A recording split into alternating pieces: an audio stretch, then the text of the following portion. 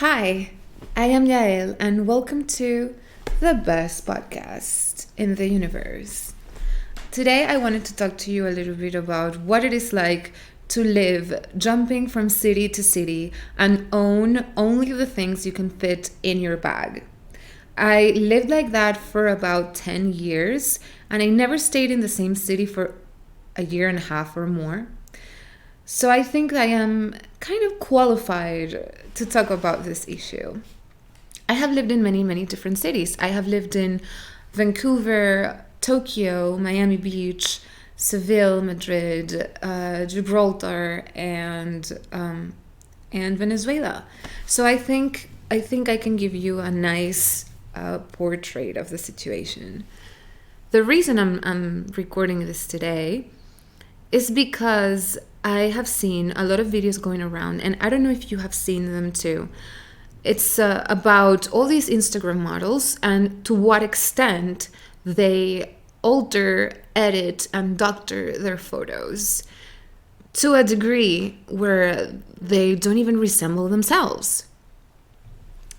There's been a bunch of videos online about this, and I have seen many of them, and what they do is they take pictures of one of these Instagram models from their model feed, from their Instagram feed, where they are wearing a certain outfit and they're at a certain location, and then they found pictures of the same day of the same person wearing the same outfit, but taken by other people, maybe a paparazzi, maybe friends of theirs. It's a candid photo that other people posted to their timelines. Now, because the original Instagram model who posted the original image does not have access to editing those other pictures, you can see what they really look like. And when you put these two pictures next to each other, it's insane. They look nothing alike. It's like two different people. It's like they're not even posting, like they took a picture of themselves wearing that outfit, but what they posted to Instagram is a painting. It's fine art. It's like they took this photo, they put it in Photoshop, and they painted an entirely different thing on top of it, and that's what they posted for their followers to see. Really crazy stuff. And it's always the same. Like they will use Photoshop to like cinch the waist so much that it's like they have chopped off half their rib cage, and then they make their butt look way bigger and plumpier and perfectly shaped, and then their arms, and then their face, their chin, everything, and it's incredible. And I wonder if when they go to meet and greet to see their fans and sign autographs, if their fans can recognize them in the crowd, because it is such a shocking difference between what they look like in real life and the pictures they post to Instagram. All of these videos, I know it sounds like completely unrelated to what I told you I was going to talk about, but have faith in me. I'll get there.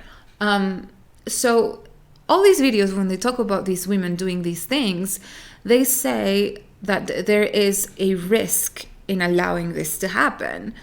And I guess I kind of can see where they're coming from. They say, first of all, these Instagram models have tons and tons of 16-year-olds and 15-year-olds following them, and they will compare themselves to these models and these fake photos of these models, and then see their real bodies in front of a mirror, and they will be depressed about what they see. They will feel like they're not enough. They'll feel like they need to maybe go on a harder diet, more strict, or maybe get a surgery, and that it is a bad example and too much pressure to put on girls who are young and easily impressed.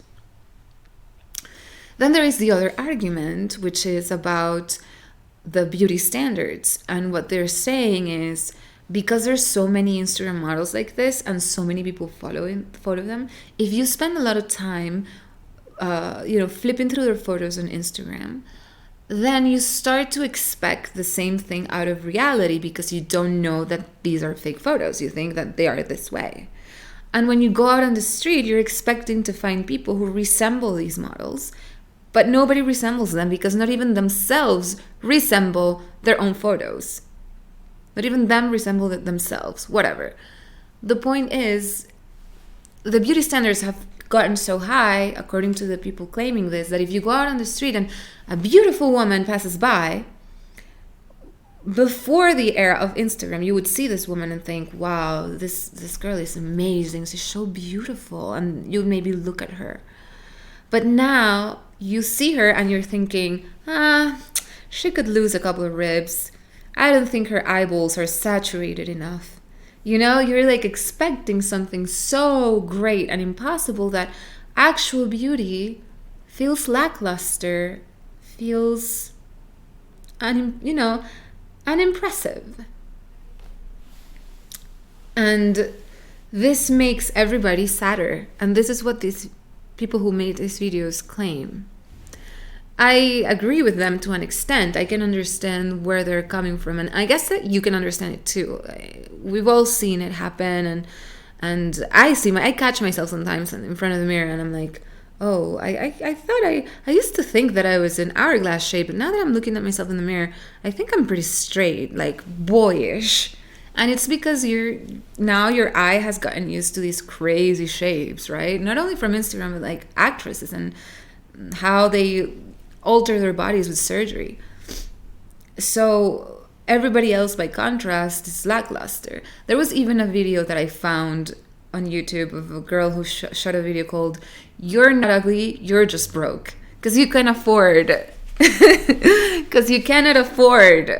to pay for all these surgeries and lip injections, and then on top of that get Facetune and maybe get an editor to edit your photos. So yeah, you're not ugly. You're not ugly, girl. You're fine. You're just broke. But the thing is, and another thing I wanted to say, I'm not demonizing these models. I understand why they do it, and I think to a degree we all kind of fall a little bit into that camp. Many people will take like 90 pictures and then pick the one picture where they feel they look good in and discard the other 99. And in reality, probably they look closer to the 99 pictures they discarded than the one that they picked, right? Maybe they're an average of all the 99 pictures that they took. But they pick that one picture where they look better than in all the rest. And we all use tricky angles with the camera sometimes to hide that double chin. Nobody wants other people to see their double chin. We all want people to see us at our best and to be attractive and sexy. So I understand that. But at the same time, there is a fine line between altering your pictures to look better and altering your pictures to look like an entirely different human being. There is a line there somewhere. So yeah, I can understand like both sides of this debate. And I don't think, unlike all those other, videos, exposés, I personally don't think that Instagram models have a responsibility to society. I've never understood that. Like, imagine that you're someone and you start posting pictures of yourself on Twitter and for some reason, or Instagram, whatever, and for some reason people find you attractive and interesting and they start following you. At what point do you say, okay, now I'm important enough that we have to redraw my social contract and now I have responsibilities that nobody else has? I don't see how that works. Obviously there's ethics involved and ethos to your profession, and you could argue that a good, decent person would take into consideration all of these things, and that's true, but you cannot claim there's a responsibility. There's also a fine line between saying something would be nice and saying it is somebody's responsibility to do it and make it happen.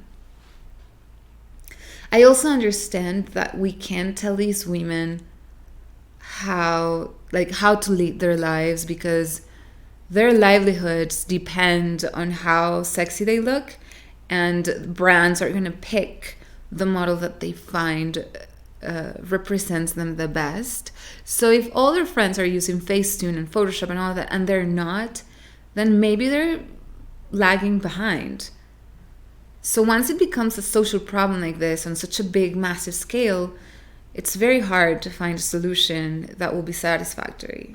That's what I think about this whole situation. Now, one thing I haven't really heard anybody say or explain is that these models from Instagram and many other places are not just doctoring and altering pictures of their own bodies to look more attractive. They are also doctoring their feed to showcase themselves as better people than they are. They're doctoring their lives to make them seem more exciting, adventurous, interesting, creative. And it's all lies. And to me, that's the same thing as using the liquefied tool on Photoshop to create a waist that you do not have. Only worse, because we're talking about your soul. We're talking about your personality. For example, I saw a video exposing one of these Instagram models, and she had shot a picture of herself. She had gotten a really drastic haircut. So she had a really long hair. She got like a bob, so she lost like quite a bit of hair. And she was saying, she was holding her ponytail with the hair that she had gotten cut.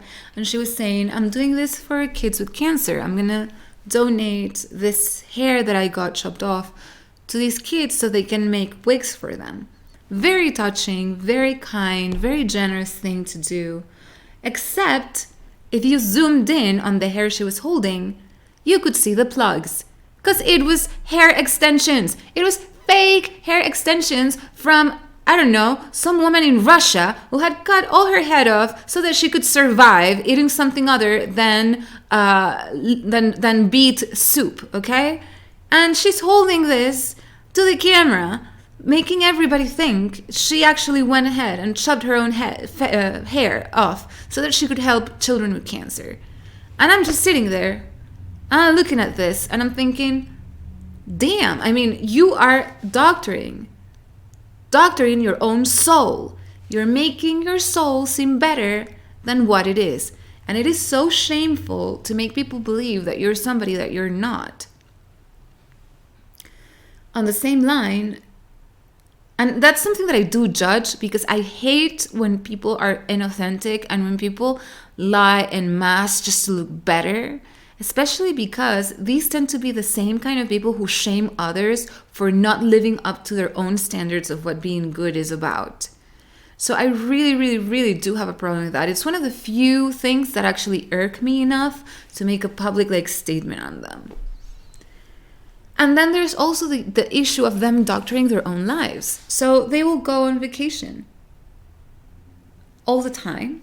They will travel around all the time. And they will only post pictures that seem to display their lives as this continuous quest for, spiritual connection, but also 5-star hotels. So it's like it's completely mind-boggling how the two things can be combined so seamlessly, like quest for spirituality, transcendence, and universal communion with everything. On the other hand, 5-star hotels, crisp sheets, and breakfast by the bed, and diamond earrings. Like, how can you be detached from your earthly possessions and impulses on one picture, and then super materialistic to the point where that's the only thing that to be seen on that photograph in the next? It's just incredibly mind-boggling to me. Yet, this is what they do. They'll post pictures of their trips, and then on picture number 1, they're shot, they're in front of a lake. There's sunset on the back. And they're just in a swimsuit, looking perfect with a cinched waist, but they're like with arms wide open, just like, feeling the wind with their own chest, facing the sunlight, face forward, facing the sun. And in the next photo, they have 15 Gucci bags on their bed, and they're counting all their money from their last campaign. And you're like, what is this? And the thing though is they will only post pictures like this one after the other, and you know that the roll had 100 photos. You know the roll that they took with themselves to this trip had 100 shots. And they are picking like the one shot that was good and nice. Because when you go on a trip, and this is your reality day to day, like it was mine, you know that 99% of the time, you're not communing with the universe in front of a lake, in front of a sunset. You're not opening your Gucci bags. You're doing tons and tons of complicated, boring, bureaucratic things. You're talking to people who are disagreeable, trying to make them see your case. You are trying to talk yourself out of the situation that is unfair and has nothing to do with you, or you are trying to find accommodation when you were promised a place to stay and then you got there and the owner simply ghosted you because you used Airbnb. All these things, and they don't show these things. If you only follow these models, you think that the traveling life is just so smooth and beautiful and happy, and all you do is back to back happy days with breakfast in bed and Gucci bags and communion with the nature. And it isn't true. It's as fake as their cinched waists, as fake as their big hips and big booties. And nobody is talking about this. Nobody's talking about how these models are doctoring pictures of their soul, pictures of their lifestyle, and they're fooling everybody into thinking they're people they are not and living lives that do not exist. And the risk on the second part, if we're going to follow what the videos about their doctoring their pictures of their bodies are saying, if we're going to follow this whole trend all the way through, then it follows that by the same logic, the 15 and 16-year-old girls who follow them are going to be incredibly miserable when they graduate college and go and find a job, and now they're stuck in a 9 to 5 and there's no communion with nature in the lake because they have bills to pay and there's no traveling to whatever. And a lot of people feel dissatisfied with their lives because they only see the good things about the lives of others when they go on Instagram. And the same 15 and 16-year-old girls are going to see her doctored pictures of their chopped up manes that were fake, and they will think it is okay to fool everybody this way, to make them think that you're going to do something you didn't do with stuff that did not belong to you to begin with. Again, I'm not demonizing these Instagram models. I understand that showbiz is showbiz, and I don't think they have a responsibility to the rest of the world to be any specific way. You can be fake if you want to. You can be as fake as a $3 bill if you want to. It is your prerogative because we have free will, and nobody has to hold anybody to a higher standard than they hold themselves, right? And I also believe that this will all eventually even out, and the first thing that will get fixed is the crazy body beauty expectations. To me, I guess, in a way, when I think about this and I think about the future, I see it as the 80s. Because this thing of doctoring pictures is only effective because up until very recently, not everybody had access to the technology or to the skill and know-how of how to edit your photos this way. But now everybody can do it, and pretty soon it'll be so obvious and so ridiculous that we're going to see a complete turnaround of things, and people will go back to the natural look and the natural body. And in the future, when we look back at where we're at today, we will see this as artificial and ridiculous as we now find 80s shoulder pads. It'll be just as obvious, ridiculous, and frankly unsavory. But what is going to be much harder to fix and to finish uncovering or unmasking is all the doctoring they do about their personal lives. This is the point that worries me the most because, and yeah, I mean, eventually the time will come because at first, when reality TV started, we all thought it was real. We all thought all these people were actually living their own lives, and the reality show was 100% for real. Now we know better because we have a lot of experience watching these shows, and we know it's all scripted. We know there's no chance that, you know, this housewife slapped this other one in the face. It doesn't happen. We know that if it wasn't for the people writing the scripts, it would be quite boring as a show. So we need screenwriters, and people will finally catch on with the lies of Instagram. Eventually, they will know that it's all a lie, but for now, nobody does. So I want to talk about that. I want to show you, because I'm someone who has actually lived this, and I want to talk to you about what it feels like, what it is like to actually live traveling around. Like I said before, my intention here is not to expose anybody. I'm not making this video to make the Instagram models look bad. I'm not making this video to show you, how evil these women are.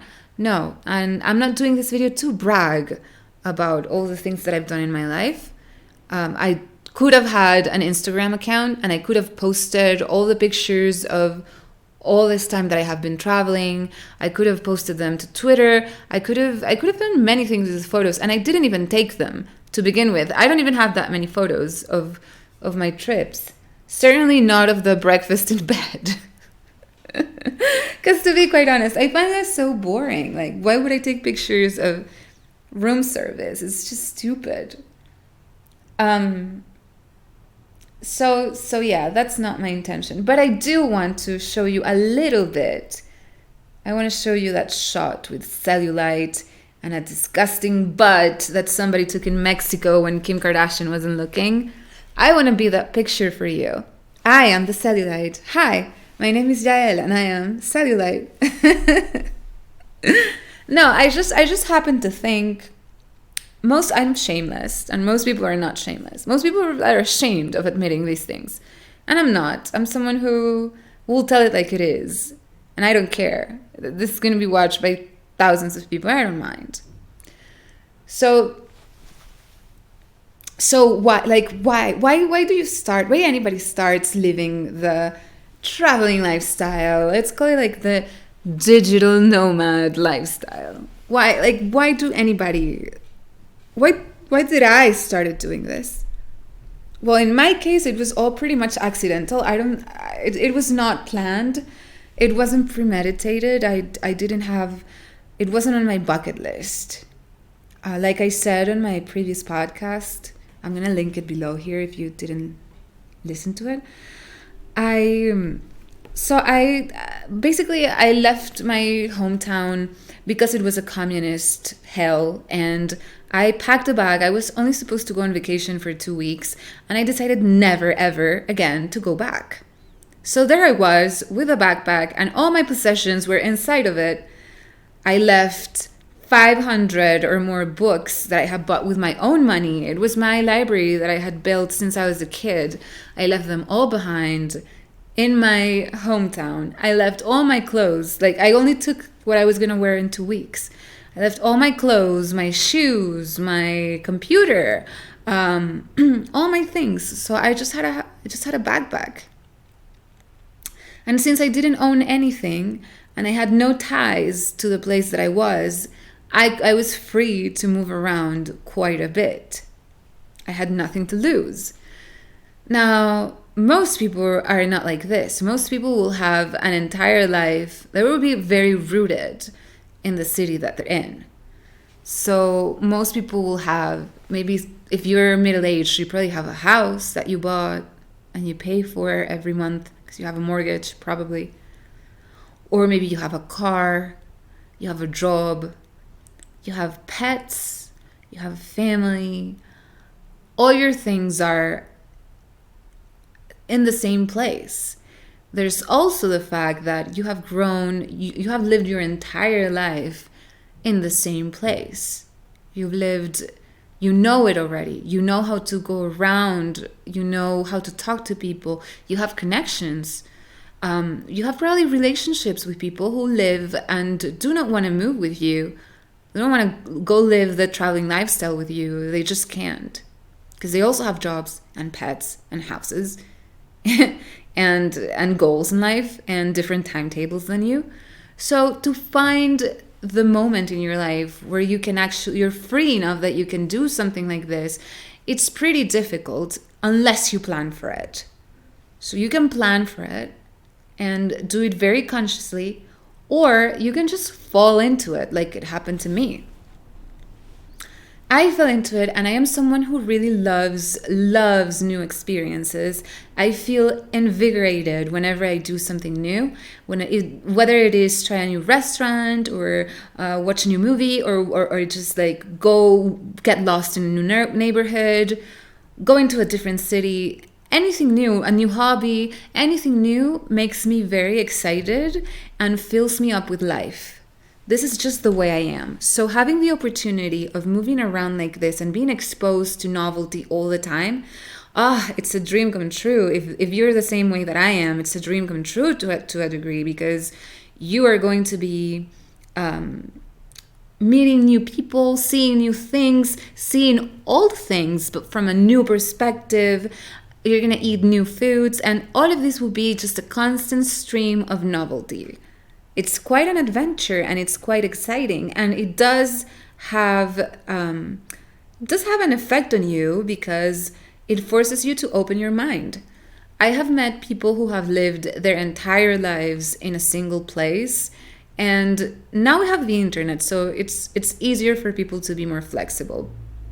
But some of these people who've lived all their lives in the same place have this thing where they cannot conceive that things could be done differently in other places of the world. Like, they think everybody shares their own inclinations, troubles, dreams, and fears. And when you travel a lot, you're exposed to many different ways of seeing the world. So you realize just how specific and out of the ordinary your own upbringing, values, and system inside your head is. There's not two places with the same culture in the world.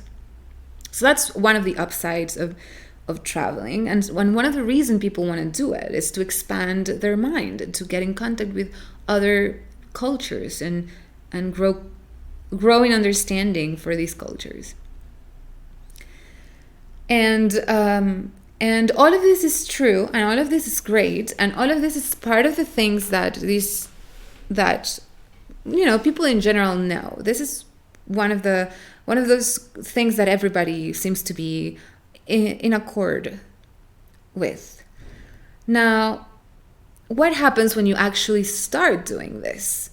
Because it's not all, like I said, it's not all sugar and spice and everything nice. There's good things and there's bad things too. So suppose that you embark on this mission, and unlike me, you actually decide to do it. So you break up with your girlfriend, quit your job, and decide that you have enough saved, or you have found another stream of revenue working from home, online, whatever, and you're going to give this a shot. You want to be a digital nomad. You're ready to take on the world with a backpack on your back. Fantastic. So what can you expect? Well, here's the thing. You leave your home, right? And you go out exploring. And you change as a person as a result of traveling and getting exposed to new things. And in your mind, your hometown is the exact same it was when you left it. The problem is, this is rarely the case. Your hometown will change also. And the people that you were used to surround yourself with will also change. And the thing is, while you're changing in one direction, they're changing in a different direction from you. So when years later you go back to your hometown and you want to feel, you're so excited that you're going to go back and you're going to have your favorite foods and you're going to see your favorite people and you're going to do the same things that you used to do when you lived there. And then you get to your hometown and everything has changed. Everything has changed. Your favorite restaurant, they closed it. It's closed. The main street that you used to love strolling, down on, and they changed the direction of the street. They demolished, the building that you loved. There's a weird, they closed the park that you used to go to, and they opened a weird a department store where the park used to be. And everything has changed. And then you go and you meet your friends, and they no longer enjoy doing the things that you used to do together. You have nothing in common now. You have nothing in common. So you try to see your friends and you go for coffee, and the conversations that you have with them just feel completely stale. While before you used to get so excited to talk to your friends and to be with them and to hang out, now you talk to them and a little bit, you die a little bit inside of you, because you realize that you no longer feel like you know the person you're talking to. And maybe they haven't changed. Maybe it is just you who changed. And now the topics of conversation are just dull, and you can't relate to them in the same way anymore. And it only shows you that you have lost something that used to have great value for you, which is your home. And that's when things start to get tricky and complicated, because a man goes down to the river, and the second time he goes down to the river, it is not the same man and it is not the same river. Well, the same thing happens with your home. You leave your home, and when you go back, you're not the same person you used to be, and your home is not the same place that it used to be either. So you lost your home, and now your home is a place inside your head. Your home is a place in your memory where you're still eating in the same restaurants that you used to love, where you're strolling down the street that is now closed, and you hang out with the friends that used to make you laugh. And it is also very sad, because it's a closed chapter. It is a closed chapter. If you hadn't left your home, you would continue to grow in the same direction as the people in your hometown, and they closed the restaurant that you used to love, but you found a new one that you also love.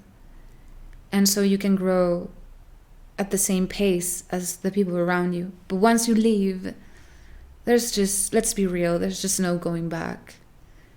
And this is something that's not a lot of people touch on this. And I think it's important to know this will happen to you if you leave, and it's not so easy to fix. Question is, do you really want to fix it? Or is this a testament to how much you've grown and how much your mind has expanded?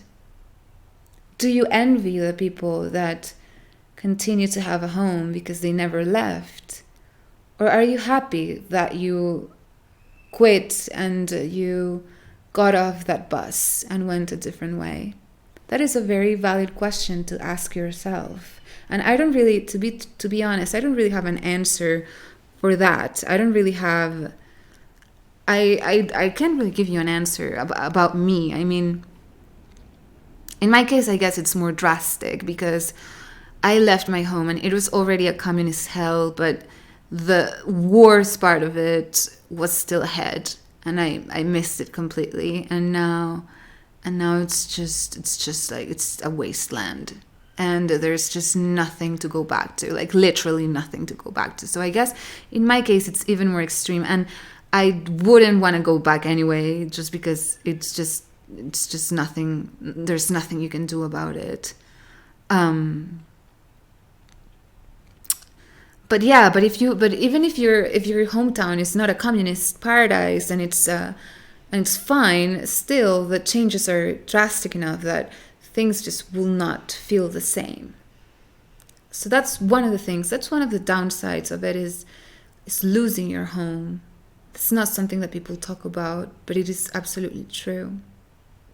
I remember when this happened to me, I had been traveling around quite a bit, and it was the first time that I had to go back. Now, I think at that point I was living in Seville. Or maybe it was Miami Beach. I don't remember. I know that I was enjoying my life. I had a part-time job at a agency, a marketing agency, and I was I was just living, my life in Seville, and I had found this amazing apartment in a tiny, tiny, tiny little street filled with vagrants and hippies. And hippies, it was terrible. There were so many hippies. People doing like, how do you call that? Like circus things, light stops, traffic lights, and shitty restaurants that made you think they were classy because they would add like some stuff on top of your food with like some weird sauce on top of your food, that kind of place. There were so many gluten-free bakeries and I don't know, secondhand stores and stuff like that. And I found this cute little apartment that I was hunting for months. I was staying at this other place, which was horrible, and I saw this apartment. I saw it through the window. It was second floor, and I saw it through the window from the outside, and I was like, I need to have that place. It's so beautiful. But it was rented by an English teacher, young English teacher, and it took him like 8 months to leave. And I was pestering the owner of the apartment day and night. I would go, because it was one woman who owned the entire building, and I would go every day. Is it free yet? Is it free yet?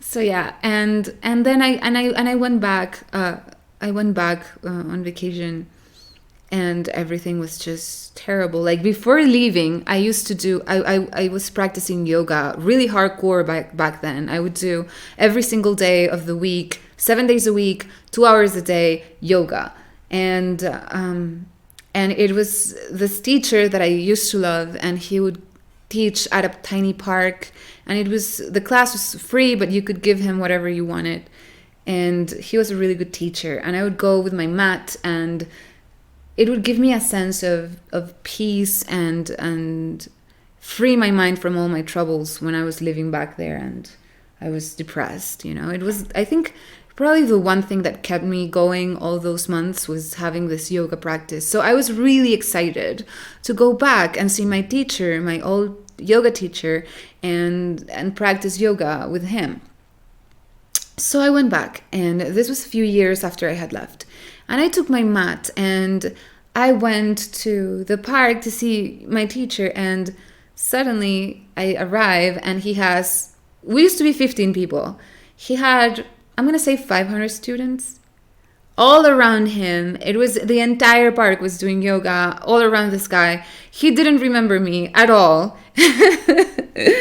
And I was sitting there and I started doing yoga, and I just realized it no longer did what it used to do for me. Like, it no longer quieted my mind and put me in a different mental state. And I think it's because I didn't need it anymore.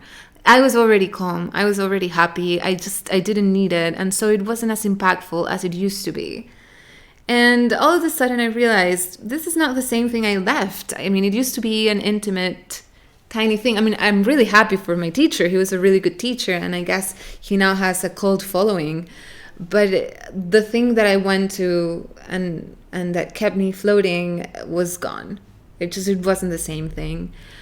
And the same thing happened with many, many other things. By then, finding ingredients for food was really difficult. So you would go to the restaurant that you used to go, and the food would taste completely different because they were doing substitutions of everything, because there were no eggs, no milk, no chicken, no bread, no flour. So they would have to make do with whatever they had. And the names of the dishes were the same, but they tasted completely different.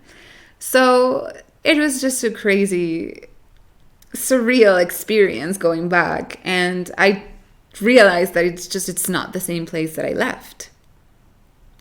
So that's one of the things that the digital nomad crowd will never tell you. I don't even know if they even feel this way, like if they even have these concerns, or if this is something that just crazy people like me think about. Okay? Now, the second thing is, Yes, you do change as a person when you travel. Your mind gets expanded because you meet new cultures, new ways of doing things, and it opens your mind. And you realize that you're just meaningless and insignificant, and there's a million different ways of doing the same thing. It transforms the way you look at your own customs and the customs of other people. This is 100% true. What is not necessarily true, though, is the way they sell this to you in media. So when I was a kid, I loved this movie. It's called Sabrina. I don't know if you guys have seen it. It's with Audrey Hepburn. I would love to say that I watched that movie with Audrey Hepburn, but I haven't. I mean, I'm sure it's pretty good. It's a classic. I just love the remake of the movie, which probably sucked, but I loved it. It was with Harrison Ford, and this actress, she's so beautiful. What's her name? Juliet Dreyfus? No, Juliet Dresden? No. I'm just so bad with names. I'm so bad. I can't believe that I forgot the name of this girl. She's so beautiful. Julia. Anyway, Sabrina is about this girl who's like really scrawny, and she wears like this huge glasses, and she has like this dorky personality, and her hair is just this unkempt mess of shapeless curls, and she's all bones, and she likes to climb on trees, and she's just a goofy girl. And she lives with her dad, and her dad is a chauffeur for this incredibly wealthy family. I'm talking about 100 acres castle kind of rich. And her dad is the chauffeur for the father of this family. So she lives in the premises. They have a tiny house inside the house, like outside the house, but inside the, I don't know, inside the lot, whatever. And so she is in love with the boys of the son of this super wealthy man. And the son doesn't even look at her. She's completely invisible, which is why she climbs on trees so she can spy on him, because she's a perv. But then later on in the movie, it is revealed that her father has been, because he drives this man, and this man invests on Wall Street and makes the phone calls in the car, and he's been doing the same investments as the guy, pretty smart on the part of her father. He's been doing the same investments, so he has a small fortune that he has been honing for the past years. So he has enough money to send her 1 year abroad to Paris to study fashion. So this scrawny girl with this terrible hair and glasses and goofy personality goes to Paris to fashion school. And when she comes back a couple of years later, she's a woman. And what a woman she is.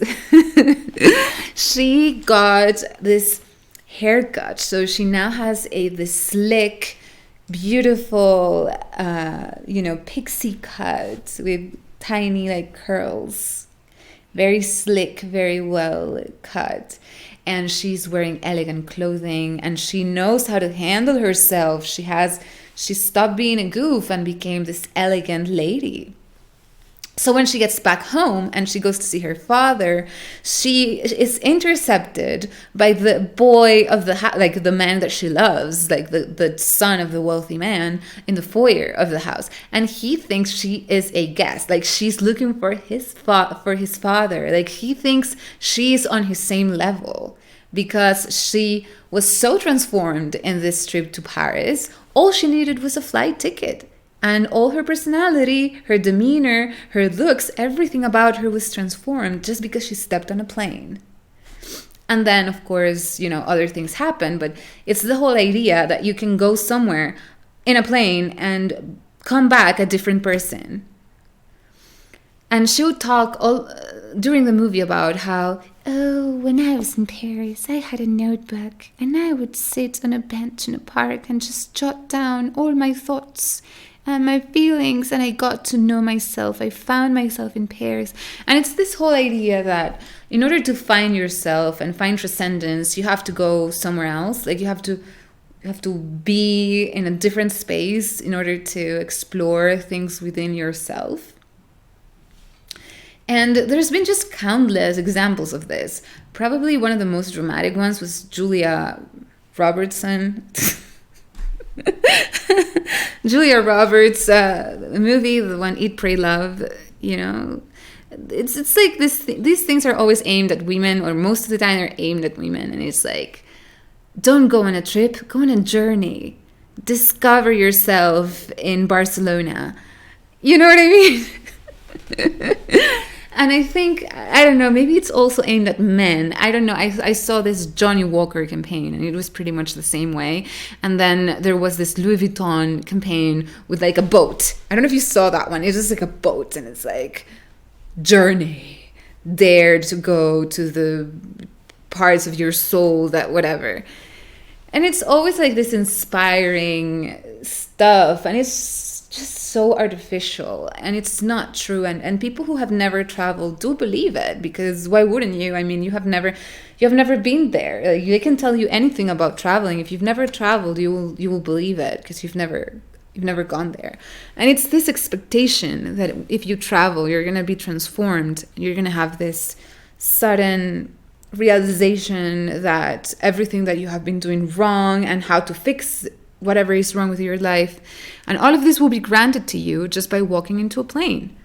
And this is a lie. This is a lie. This is such a big lie. First of all, traveling anywhere is no guarantee that you're going to have a journey. The thing is, a trip is something you do externally. You walk, or you get in a boat and you move from point A to point B. That's it. It will open your mind to different things, because you will be exposed to new experiences and different things that you've never seen. But other than that, it cannot change the essence of who you are. You will always be the same person. And if you're not the same person, you're probably putting on a mask and you're trying to play charades with yourself. Second, journeys do exist. Journeys are movements within yourself. So a journey transforms you within, because you're traveling from point A to point B inside of yourself. It's a transformation.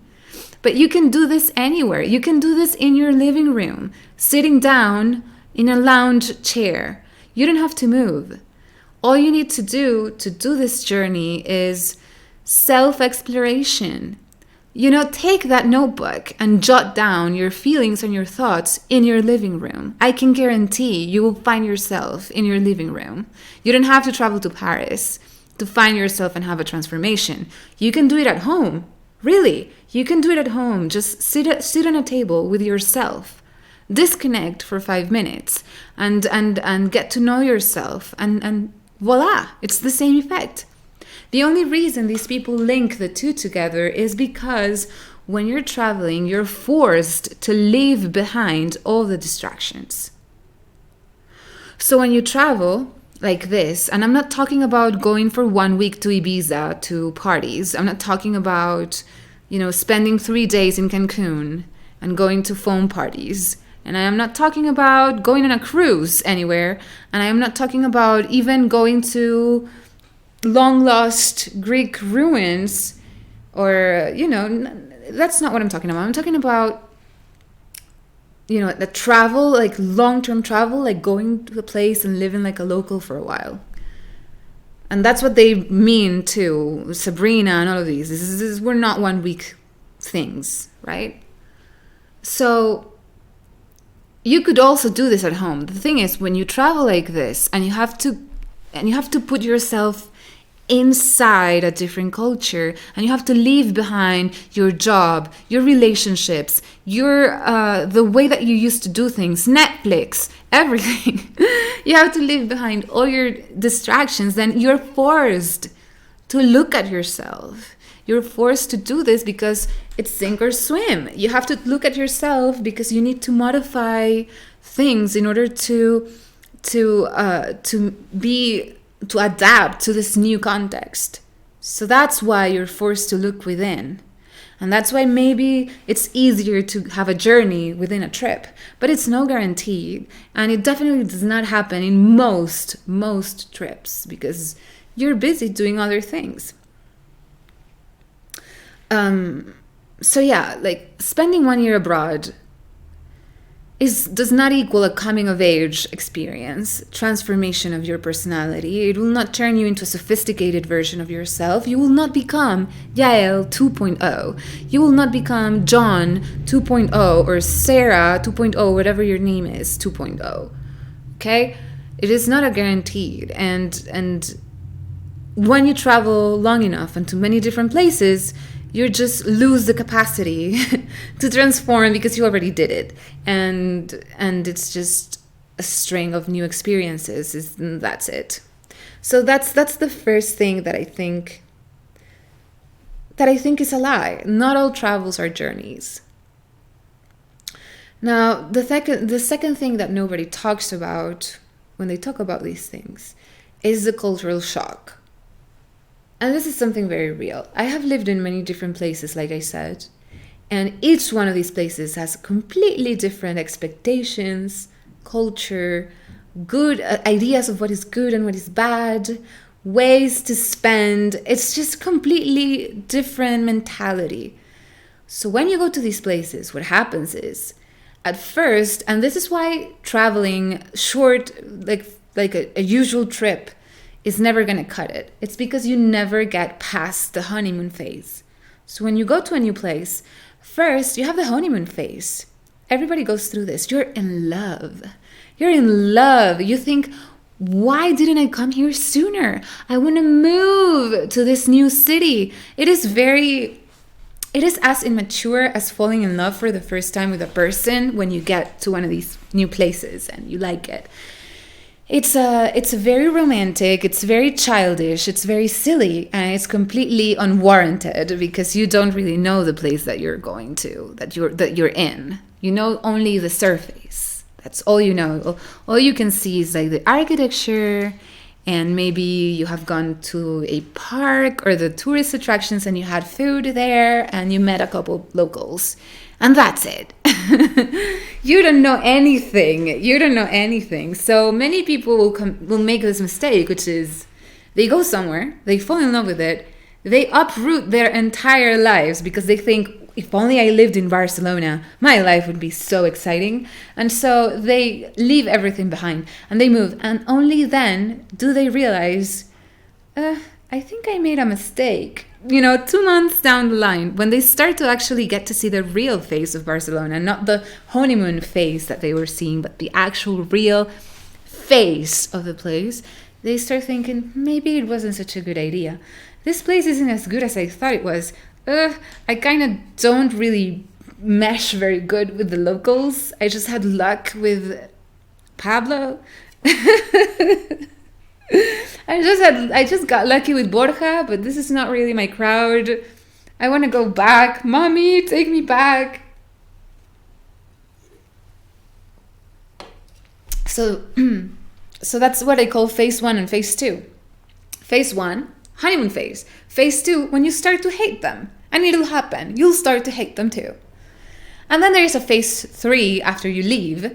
And then sufficient time goes by and then you start longing for it again. And you're like, oh, it was so nice. I don't know why I hated it.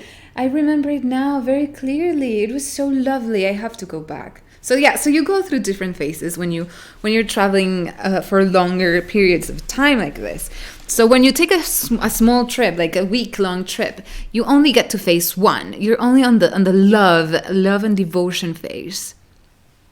Everything is wonderful. You're hyper. You're excited. Everything is amazing. You just want to move here, But then you learn better, and so one of the things that you learn, like one of the things that contributes to that switch from phase 1 to phase 2, is cultural shock. So when you go on a trip somewhere for 5 days, you don't really take the time to understand their culture. You don't really have any incentive to adapt to anything because you will be out of there in a week and you know it. So you go there and you are your usual self.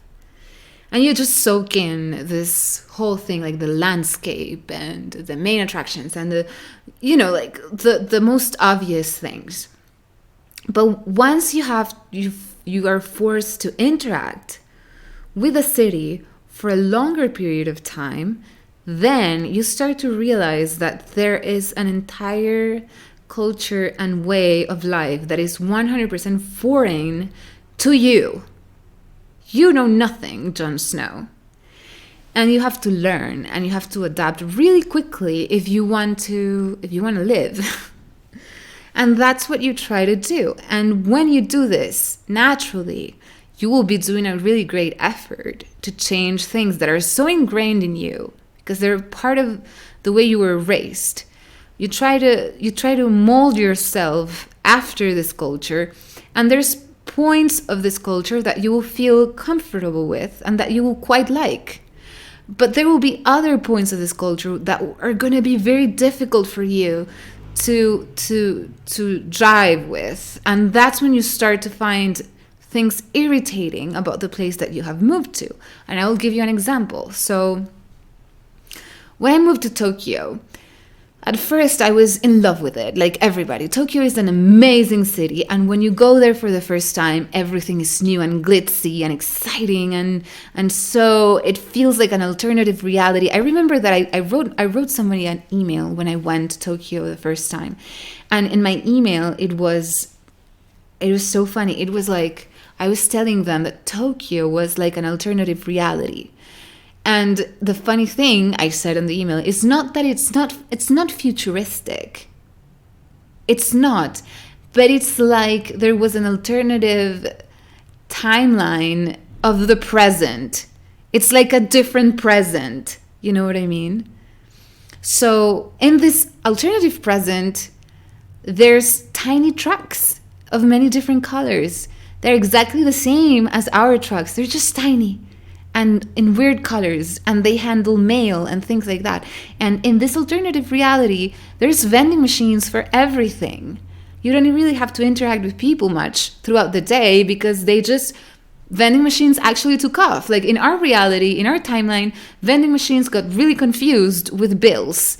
And people hated having to put the bill in one and again and again and again and again, and the vending machine kept rejecting the bill.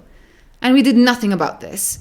We just forgot about vending machines. And they're just, this really big piece of equipment that nobody really uses except for airports and maybe parking lots, But in Japan, they actually came up with a solution. Joy of joys. They made a card that you can load anywhere and use it on vending machines and the subway and many other places, and it's just as easy as tapping the card on the vending machine. Voila, here it is, your delicious Coke. Cold, fizzy, delicious, a click away. And it was just that way with everything. It was like an alternative reality. So this was very exciting to me, very new. But when I had to stay there for a long time and I moved into an apartment complex and I had to actually live immersed in the culture of the locals of Tokyo, I remember I found a place on Airbnb and it was completely renovated inside, and the building was from the 70s and they called it a vintage Tokyo building. And it was pretty cool. It was in Harajuku. It was very close to Takeshi Tadori and very central, very nice. But it was in a residential area and it was completely surrounded by other residential buildings. And I had a bunch of neighbors, and I had to recycle and put all the trash in different bins and put them and then take them below to the trash room. And they have such a complicated draconian rules about their trash. You have to wash the trash. You have to wash the trash. Then you take the trash to the trash room, but you don't just put all the bottles in a bag and throw the bag in the plastic bin, right? No. You have to take the bottles out of the trash and put the bottles in one bag and the caps in another. And that's separate from the rest of the plastic. And the paper and cardboards go in a separate bin as the rest of the paper things. And the organic food has an entirely different bin. And there's a table in the trash room so people can sort their trash. They sort their trash. So they have draconian rules for about almost everything, and you have to learn to live with this and do the things the same way they do it. And I'm talking about this just about the trash rooms, but it's a mindset. There's rules for absolutely everything. Nobody breaks the rules. Rules are very firm and stable, and you're not supposed to break them. They're so inflexible. So, for example, you would go to a restaurant and you want a substitution. Say you go to McDonald's and you want a Big Mac, but you want the Big Mac without cheese because you hate cheese. Well, no. This is what they will do. No, sir. No substitutions. The Big Mac comes with cheese. It comes with cheese. You don't want the cheese. You pick the cheese out. And it's funny because, these are the things that are kind of difficult but are not unmanageable. You can learn, you adapt. These are things that are easy to fix. You just learn how to order dishes that are the closest to what you want without having to add or remove anything, okay? Fine. Now, there's things that are much more difficult to accept. For example, in Japan and in many Asian countries, except for China, you can say no. Saying no is a no. You can't be straight with people with a negative. It's just very wrong. It's very rude to say no to people. You can say no. Somebody says something to you like, do you want to go outside? And you don't want to go outside, but you can say no. So what they will do is they don't answer. Or they answer with something else entirely, completely bizarre answer, and you don't know you don't understand what to make of it. You don't know. What are you trying to tell me? You want to go outside or not? And they're telling you, your shoes are very nice. And you're supposed to interpret that they don't want to go outside, but they can't tell you no. The one way they can say no, which is this, is forbidden. Forbidden. And this is when something goes against the rules somebody else made. So, please, I want the Big Mac with no cheese. Forbidden. No. But if you tell them, hey, do you like bananas? And they hate them, they will never say no. They'll never say no. It's ridiculous. It's absurd. But it is how it is. So there's a lot of cultural shock and things that you don't know how to manage and that make you a complete social failure. Social failure. Everybody will going to think this girl is so weird. She said no to me. I asked her if she thought that this painting in the wall is blue, and she said no. Can you believe it? And this is your life now. Now you live in Japan. You have to learn how to interpret these social interactions in a way that you don't look like a complete idiot. It is your job now to figure this out and to recycle and to wash your trash and all the other things these people do. Now, another cultural shock that I lived through was I was staying in New York City and I was staying at a friend's house. It was more of an acquaintance, and their mom asked me if I wanted to drink coffee. Like it was, I don't know, it was like, I think it was Monday morning, and she was getting ready for work, and I was awake, and she was in the kitchen, and she was having breakfast, and she asked me, do you want coffee? Now, where I come from, in South America, when you're at someone's house and they're offering you something, it is incredibly rude to say no to them, because your host wants to feel like they're generous and they're a good host. So they will give you something, like they will prepare something for you. Maybe it is a cup of coffee. Maybe it is some juice. Maybe it is a slice of cake. I don't know. They will serve something, and you will eat it because rejecting it is extremely rude, because you're not giving the host a chance to show you how, to be a good host. So you're stealing the chance for him to feel good about himself in his hosting, entertaining capacities, right? You're supposed to say yes. So I didn't want coffee, but I knew that it was rude to say no. So I told this woman, oh, okay, I'll have some coffee. Thank you so much. And she made me coffee. And then she left because she was kind of in a hurry. Fast forward a couple of days later, and a mutual friend took me aside and said, oh, so-and-so's mother is feeling a little bit bad about you because you were rude, because she offered you coffee and you accepted it. And I'm like, what? What? What is this? Really? And apparently, it seems like on the East Coast and New York City, people don't always say what they mean and mean what they say. Oh, shocker. Supposedly, so there's some things that are supposed to be courteous and it's a nicety, and they offer them, but they don't really offer them. So they're telling you if you want coffee because it is something of courtesy that they're supposed to say. And you're supposed to say no as a courtesy as well, so that you don't make them go through the trouble of making you a cup of coffee when they're late for work, right? You're supposed to say no. See, that's the part that I didn't know. You see, I didn't know. I had no clue I was supposed to say no. I had no clue anyone could offer you something and not mean it. It was just for show. I'm just offering you coffee, but please say no. So that's cultural shock, and it happens all the time when you're traveling because things are just really incredibly different from one place to another. Another thing that's really different is the space bubble, the personal space bubble. So each culture has a personal space bubble. This is the space between you and the people around you. Each culture has a different average set space that you're supposed to leave between you and other people. For example, say you're in the supermarket and somebody's blocking an aisle because they're choosing from the spice jar rack which spice they're gonna buy.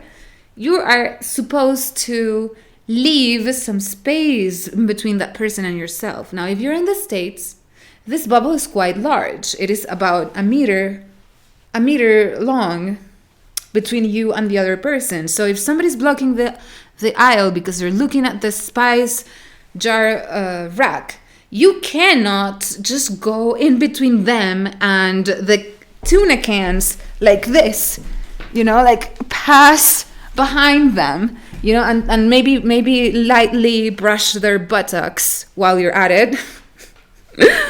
Because you're invading their personal space. They're gonna feel pretty bad and they're gonna think you're awkward and weird. Okay, don't do it. In the States, you're supposed to wait until this woman finishes picking her jar and moves so that you can walk through. Okay, or find another way around it.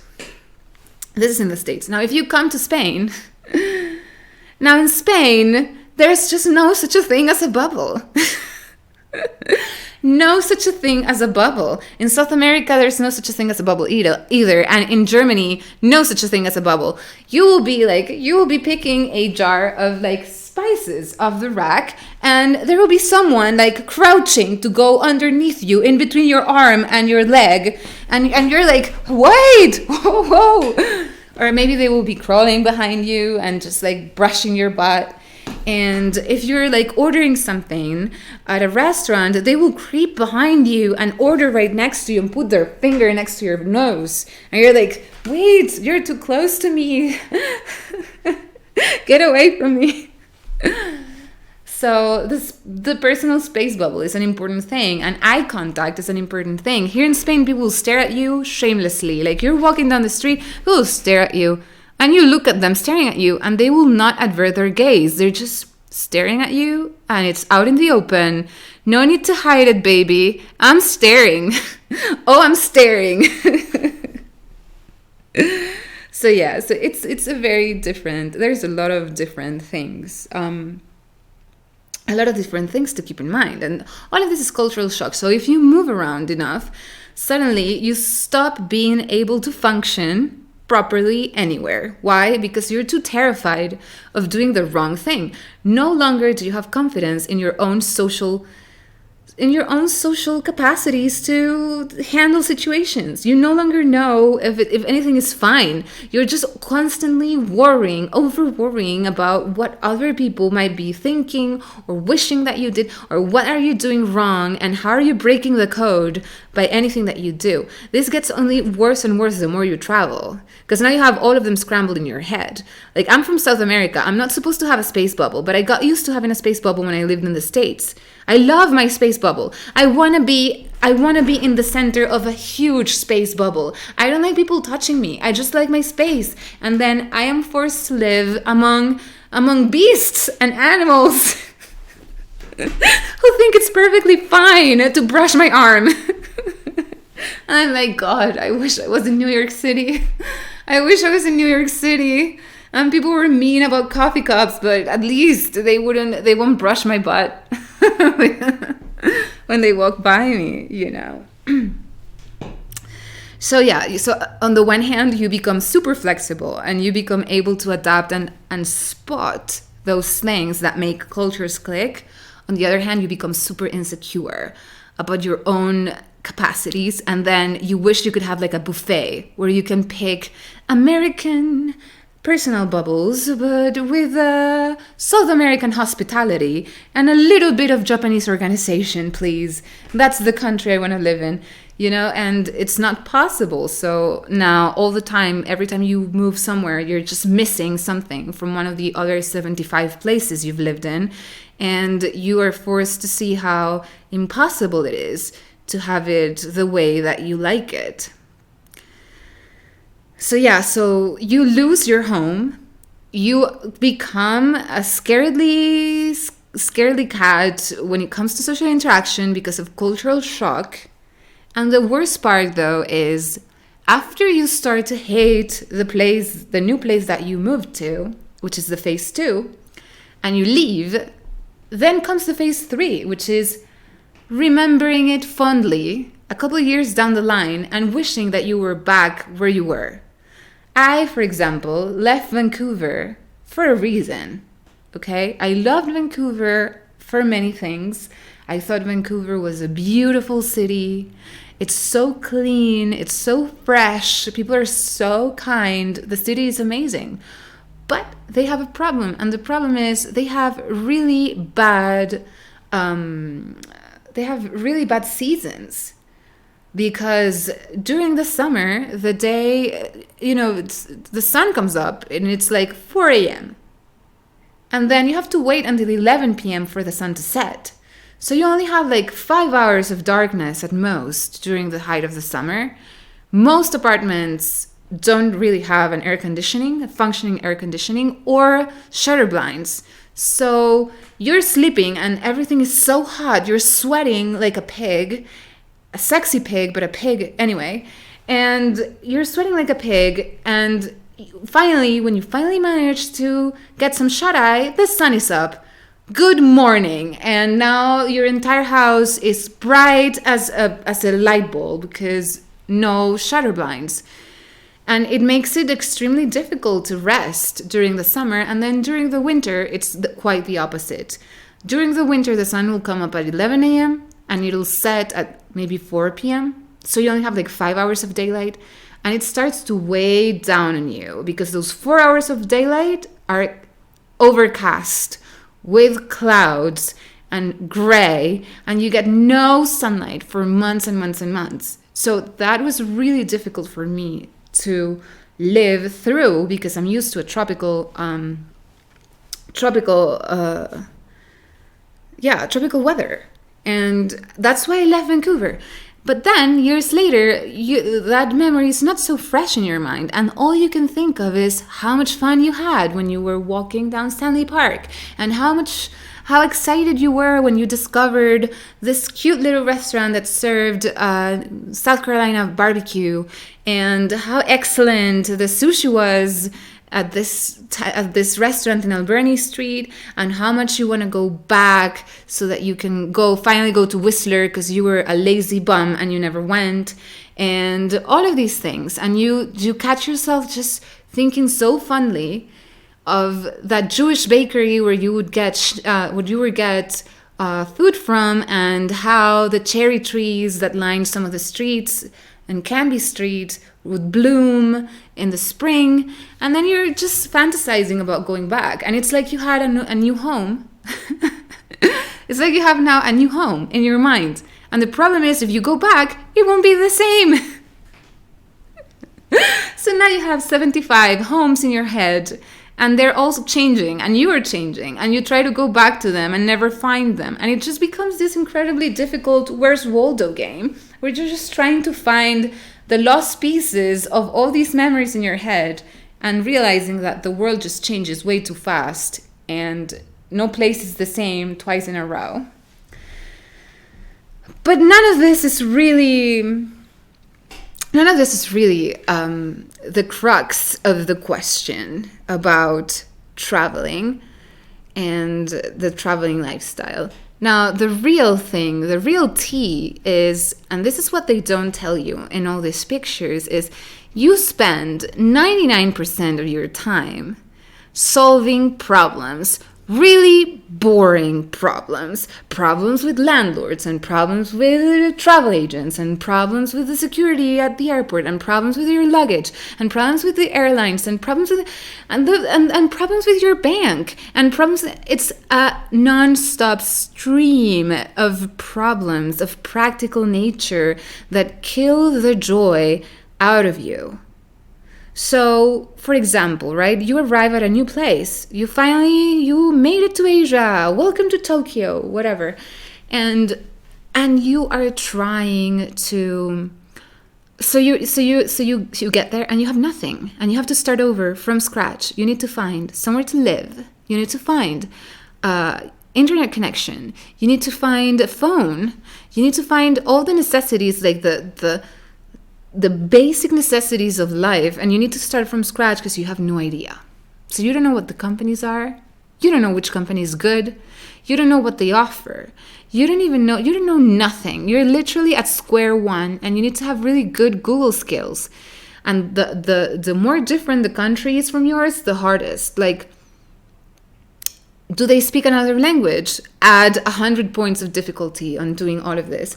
Do they not use the internet much? Add another 100 points of difficulty. So you go there, and some countries are really not prepared to have expatriates, walking around like human beings, because they're not prepared. Like, it's not easy to get a phone line. It's not easy to get an internet connection. It's not easy to rent a place from anyone. And things just become really complicated. By rule of thumb, for example, when I move somewhere, I will first arrive at an Airbnb. And I will pick my Airbnb carefully. I will normally choose what they call a superhost when I travel. And this is a host that has been verified by the platform, and it has a lot of satisfied, customers and a lot of good reviews. I will only go to verified Airbnb hosts. But here's what happens. So what just happened to me? In one occasion, it was very short notice, and I was going to Miami Beach, and everything was booked. So I was left with no other option rather than to pick an Airbnb that was not a superhost. It was somebody with very few reviews, because it was the Art Basel weekend. So everything was booked. And so I found somebody, and I talked to them through Airbnb, and I booked the place and everything. And when I got there, the owner, the person who rented me the place, hold on.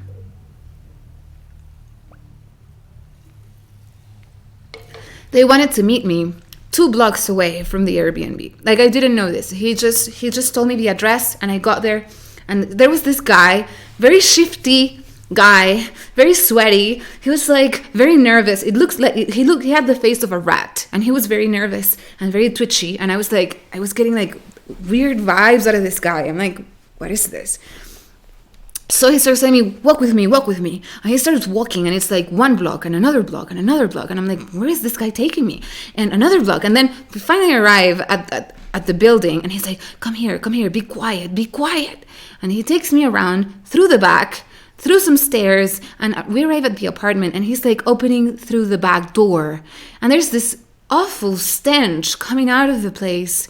And I go in there, and there's like old shoes somebody left in there, like resting on a window, like wet. And there's like mud on the floor, and it's just a disaster. And I'm thinking, like, where did I get, like, what is this? What did I get into? And the guy's telling me, whenever you come in here, be extremely quiet. Leave your shoes on the foyer. And if anybody asks you, just tell them you're my family and you're here visiting. And I'm like, oh my God, like I'm paying someone to stay at a place, and he's tricking the neighbors, and he's now making me an accomplice on this crime that he's committing against the community that he's living in. I don't understand. And I had to talk to Airbnb and get a refund, but by now I'm stuck. I don't have another place to stay. It's Art Basel weekend. I had to end up getting a really terrible hotel room, tiny hotel room at a place, and I had to pay like $700 a night. $700 a night for this terrible hotel room at a 1-star hotel, because it was Art Basel and everything was packed. And I had to then look for a place to stay as quick as I could for an actual 6-month lease, because I couldn't really do anything else. So these are the type of problems that you get when you do the traveling lifestyle. How fun!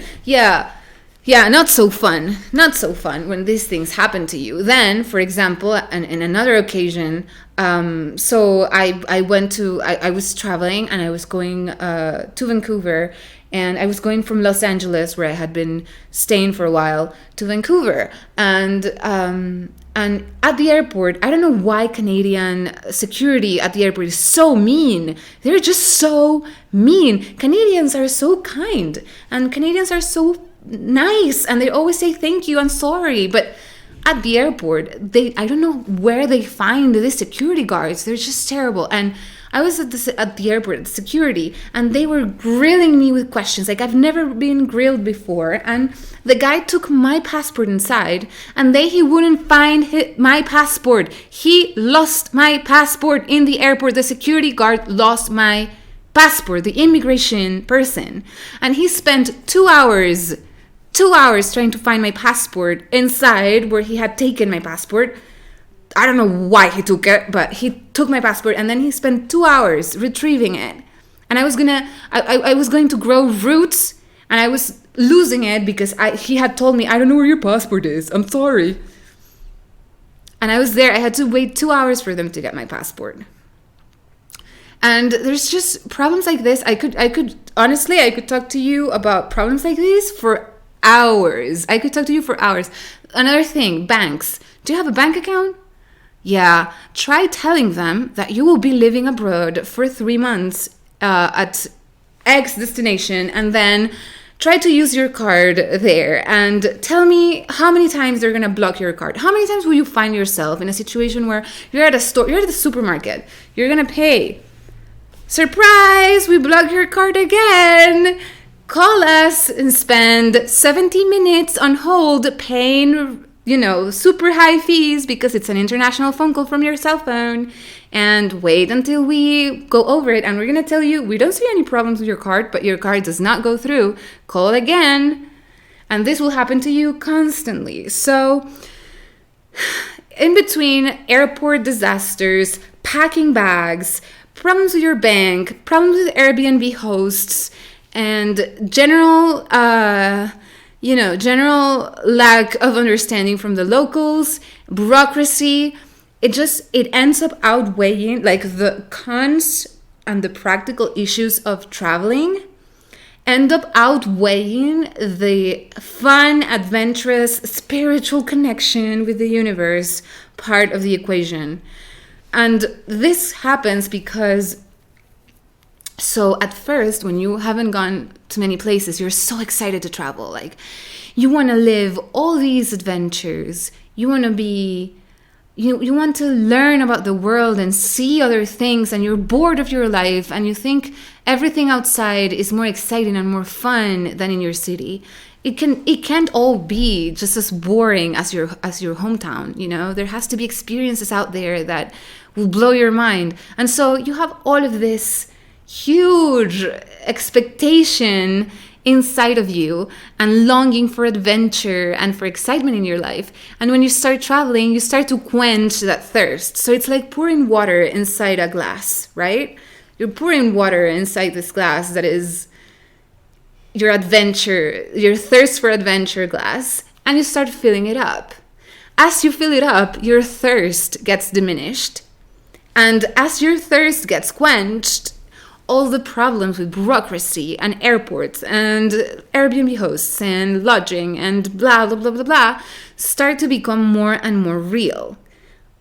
And once your glass is filled, you just don't have enough patience to deal with all of this all over again. And all you want is stability in your life, somewhere you can call home and stay and relax and not have to worry about being pulled over by security, and not having to worry whether or not you have a visa for the country that you're going to go to next, and whether or not, there's just so much that you can endure before you just drop the towel and decide to just stay put. And I sometimes equate this to going into a shoe store. Like, you go into a shoe store and you have never bought new shoes, so you're very excited. There's so many options. Everything you see looks exciting. You want to try all of this. You want to try tennis shoes, sandals, pointy toy shoes, and elegant shoes, and all of them. You want to try them on. You just want to see what it feels like, So you start trying them on and you're like, wow, this looks great. Oh, this feels incredible. Oh, wow, this is so weird. Look at the heel. And, you try one pair and another pair and another pair. And eventually, when you've tried like half the store, you start to realize two things. First of all, it is not as exciting anymore. Like, you have already tried pretty much all there is to try on. The vendor, like the store clerk that's bringing all the shoes to you, is looking at you with an unfriendly face, and he doesn't really want to bring out any more shoes your size from the back. And you start to realize all tennis shoes are pretty much alike. Like, there's not that much variety after all. Like, after a certain point, it's just tennis shoes, flat shoes, loafers, sandals, and that's it. So pick one and just go. Because at the end of the day, what you wanted was walking. What you wanted to do was walk, right? So any shoe will do, as long as it's comfortable and it functions right. Well, that's all you need. Well, the same thing happens with traveling. Like, at first, you're just trying everything for measure, and you're just excited, and you're seeing so many things, and everything is new, and look at these temples, I can't believe it, and look at how they do this, and oh, this poutine is so good.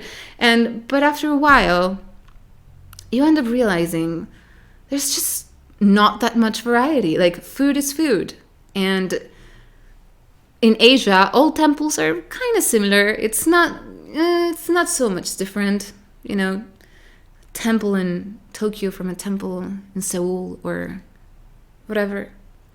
And so in the end, the practicalities of life and this dread that sets in because of it end up outweighing the pros, which is the adventure, and that's when you need a break. And so you pick one place and you stay for a long period of time until the thirst for adventure starts to make your feet itch again, which is where I'm at right now. Like, I've been living in Spain. I've been put for some time now, and I'm finding a thirst for moving around again.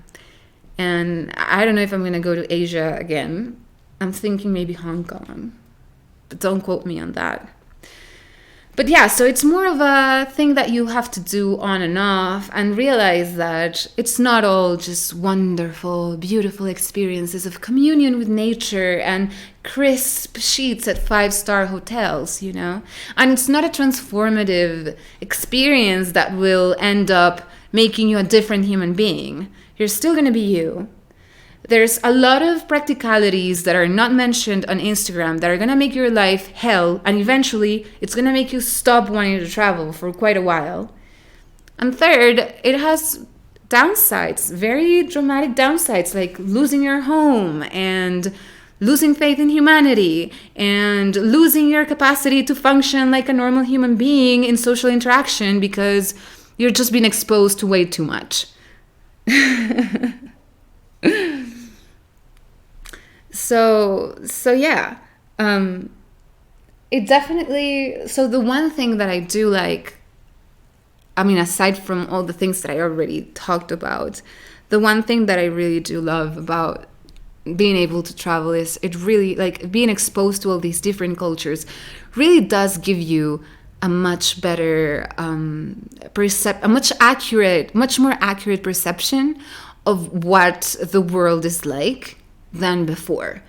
So, for example, all cultures, when they don't know each other, they will romanticize each other, and everything looks better when it comes from somewhere else. So, for example, when I was living in Miami, in one of the apartments that I rented, the owner was like so excited that she could offer me an European kitchen, you know?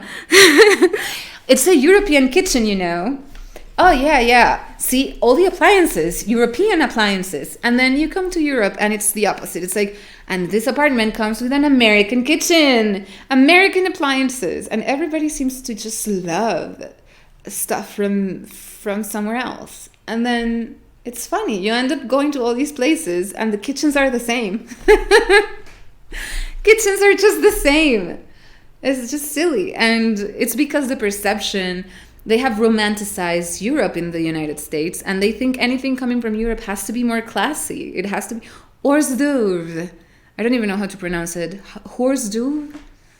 I don't know. Scargot. Oui, si, monsieur. So yeah, so everything from Europe is classier, more elegant, and in Europe they think everything from the US is better. It's just more efficient and more progressive and more exciting. So things come from America. Cool things come from America here, and in America cool things come from Europe. It's funny, and then you're in the middle and you know. You really do know what is up with all the things. So yeah, that's the thing that I like about traveling and why I would recommend doing it if you can. But I wouldn't so I would recommend you guys to travel if you can. If you have the opportunity of going somewhere for a while, do take that opportunity, especially if you can go and travel for like a month. I think a month is a really good measure because it gives you time to go past the honeymoon phase without getting too immersed in the local culture that you will end up in phase 2 and hate them. As long as you remain a tourist, like as long as you are able, you can live anywhere for years if you want to, but as long as you keep yourself as a tourist and you stick to the center of the city and you don't insert yourself in the local life like you were a local, you're going to be fine. You're going to still love the place you're going to. The problem is when you, as a foreigner, you try to immerse yourself and become a part of the landscape, of the culture, and then you can't because you're not equipped. And then you suffer, and then you hate them, and then you leave, and then you long for them. And then it's the entire cycle all over again. So anyway, I hope you enjoyed today's podcast. It was brought by Coca-Cola Zero Sugar. Nah, not really. I have no sponsors. I'm just a tiny channel and nobody watches me. But they will. They will, because it is addictive. Because you now will listen to my podcast while you try to sleep, while you take a shower, while you go about your day, while you're cooking. And you will love it. So anyway, I'll see you next week.